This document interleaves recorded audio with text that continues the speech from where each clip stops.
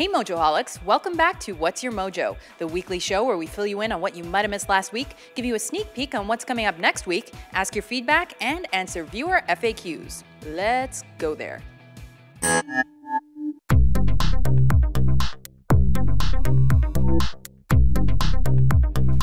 In case you missed it, this week we finished up our series on the top 10 decade-defining actors with the all-time list.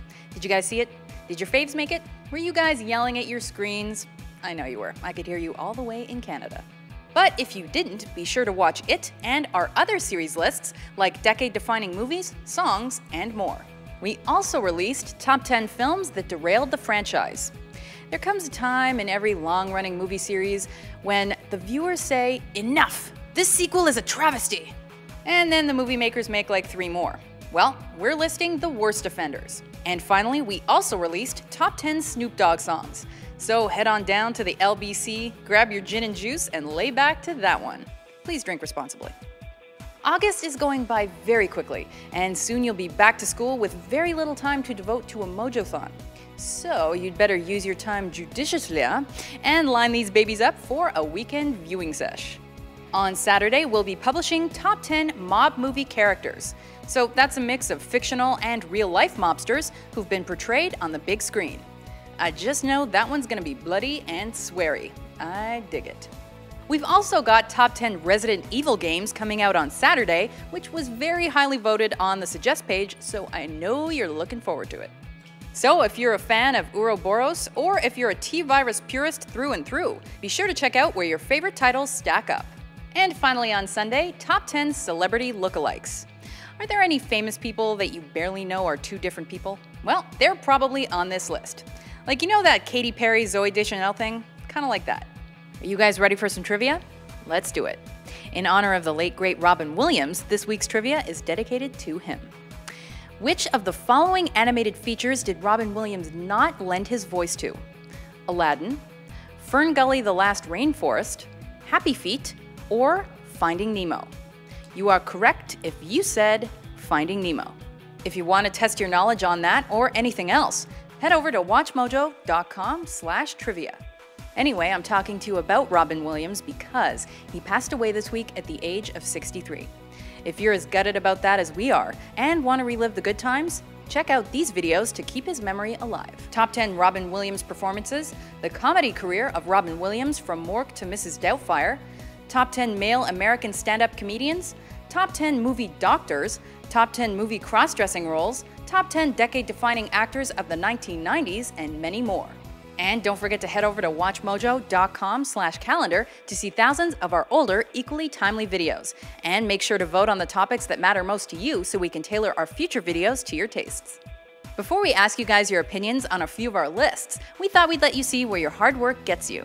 Top 10 Best Named Songs comes out tomorrow, Top 10 Cult Classic Sci-Fi Films comes out on Sunday, and our Top 10 Video Games Per Generation series starts next Saturday, the 23rd.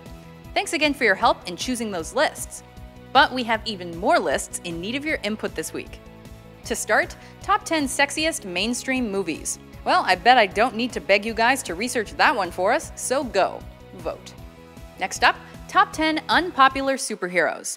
We've already done superheroes with lame powers and stuff like that, but this would actually be normal superheroes who don't get as much love as they deserve.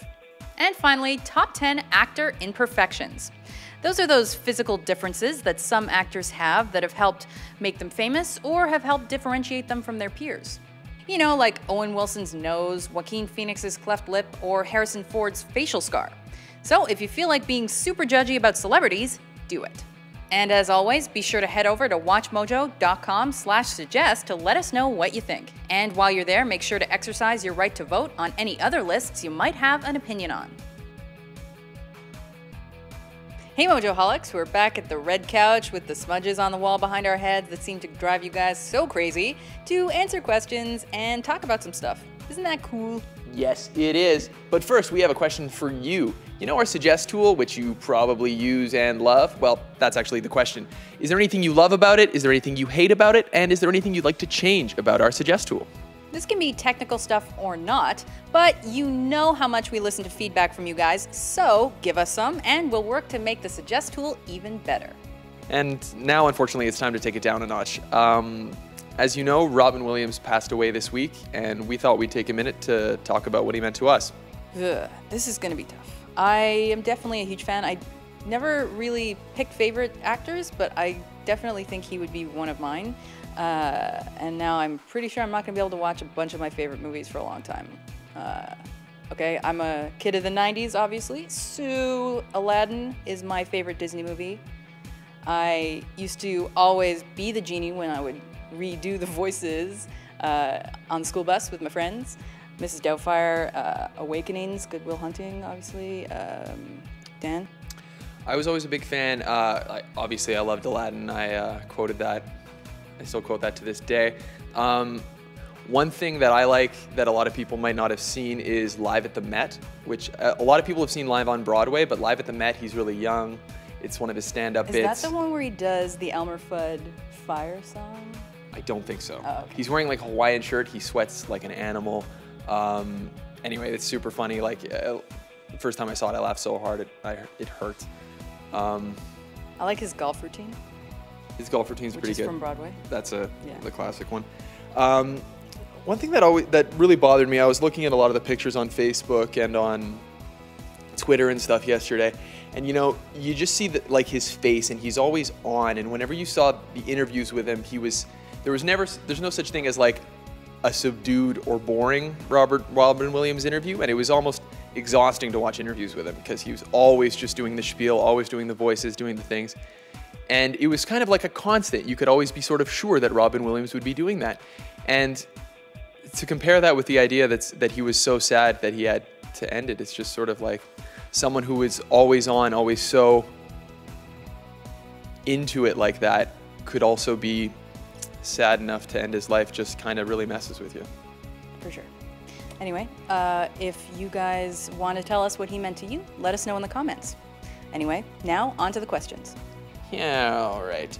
KP3 Ad sent us this. Dear Rebecca and Dan, what were the two of you like in high school? Did either of you play any sports or join a club? Sports, that's funny. I did not play any sports.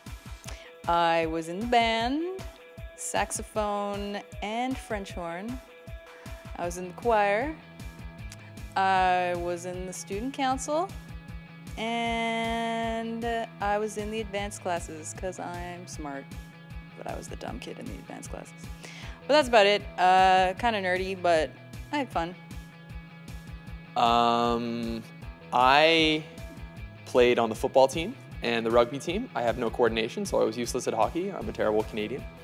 I was also wasn't really the drama club, but we did plays at my high school. So did a couple of Shakespearean plays. I was in Romeo and Juliet. That was fun. That's about it. I was pretty cool in high school. I'll be the first to admit it. I was pretty awesome.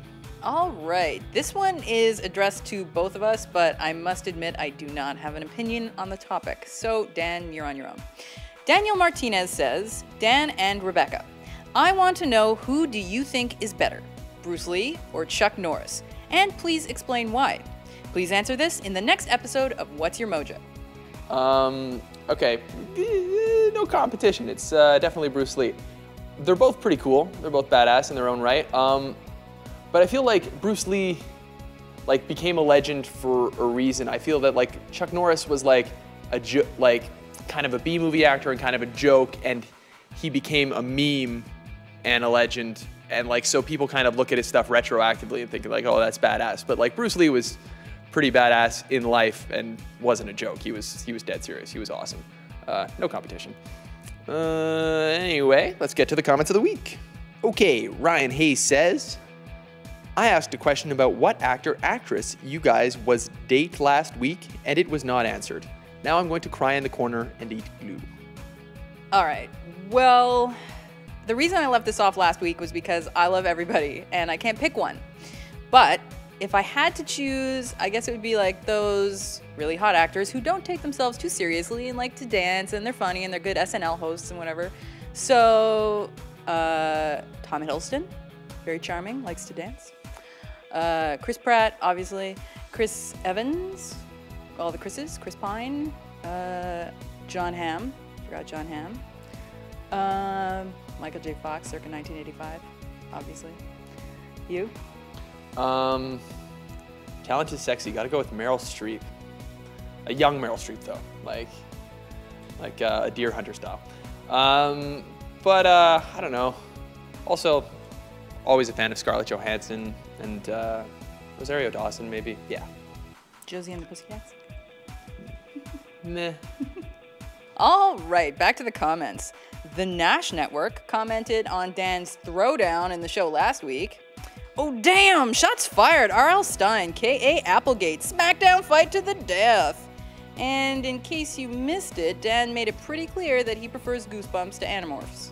Okay, what I said was that Animorphs made Goosebumps look good, which was hard because Goosebumps were terrible. False. There, I said it. Okay, back to the comments. Noissimsarm commented on top 10 funny movie interrogation scenes. That background music just doesn't fit in my opinion. 1 second you're laughing your ass off, and the next you just want to shake your booty to that beat. Nicolas Vincent, a man after my own heart, had a suggestion for me for my end of show comment.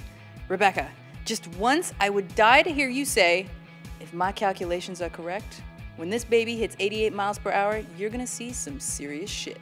At the end of a video, I would die a happy, fulfilled Mojoholic. That's right, I'm addicted to Mojo Hall. Does it count if I say it at the almost end of the video? PatrickDFTBA decided to do some math and figure out exactly when we would hit 1 million videos, as we discussed in the show last week. I just calculated, and at this rate, you will hit 1 million videos in about 800 years. Great. Nice Citizen Kane reference. I could listen to Orson Welles sing years for years. Anyway, Shamar Colon says, I like Dan. Dan does deserve his own show. Good for you, Dan. Hey, Dan, you have fans. I call them Dan boys. Anyway, guys, thanks as always for the questions and comments. If you'd like to see more FAQ questions answered, be sure to tune in tomorrow for Rebecca's session with our mystery host. And if you want your questions answered, leave them here in the comments, catch us on Twitter or Facebook, or email us at WatchMojo.com. Don't forget the hashtag WMFAQ or DanBoys. And if you want a nifty t-shirt, head over to WatchMojo.com/store. That's all for this week. Thanks for watching, and tune in again next time for another edition of What's Your Mojo? Carpe diem.